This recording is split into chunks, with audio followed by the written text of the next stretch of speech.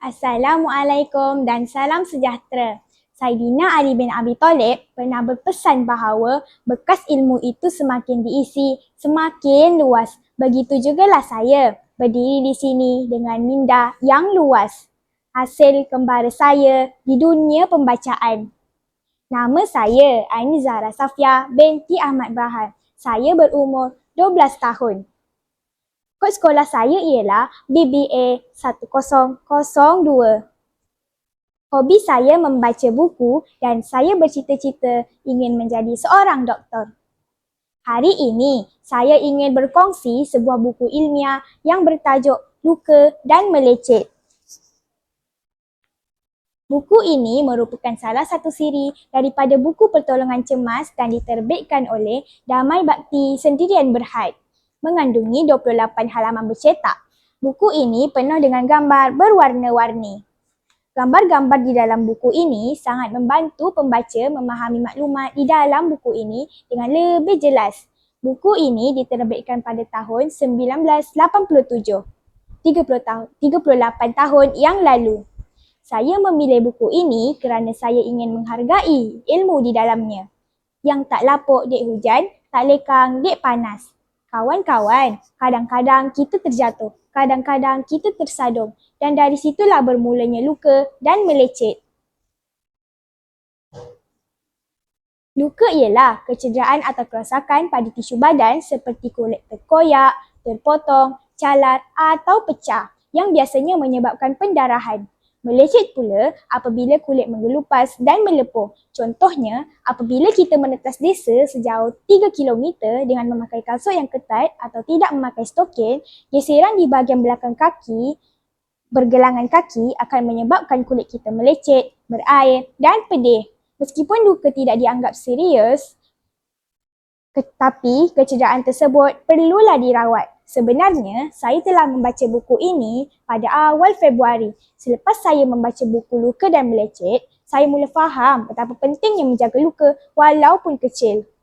Kebetulan, semasa hari raya yang ketiga yang lalu, berlakulah satu peristiwa yang ada kaitan dengan buku yang saya telah baca ini. Hari itu, adik saudara saya yang bernama Zahira bermain basikal di halaman rumah. Dia ketawa riang, tiba-tiba terjatuh. Zahira menangis, lututnya luka dan sedikit melecet. Darahnya keluar perlahan dan membuatkan dia semakin takut. Saya pun teringat akan ilmu yang saya pelajari daripada buku yang saya baca ini.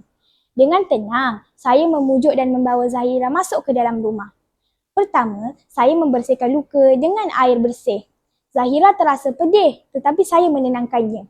Kemudian, saya mengelap lukanya dengan kain bersih. Saya lakukan dengan perlahan, lembut dan penuh berhati-hati. Selepas itu, saya meletakkan ubat antiseptik supaya luka adik saudari itu tidak dijangkiti kuman. Akhir sekali, saya membalut lukanya dengan kemas seperti yang saya pelajari melalui buku ini, langkah demi langkah. Akhirnya, Zahira berhenti menangis dan tersenyum kecil. Dia mengucapkan terima kasih dan memuji kebaikan hati saya yang membantunya. Saat itu, saya berasa sangat gembira. Rupa-rupanya, ilmu yang kecil boleh membantu orang yang kita sayang.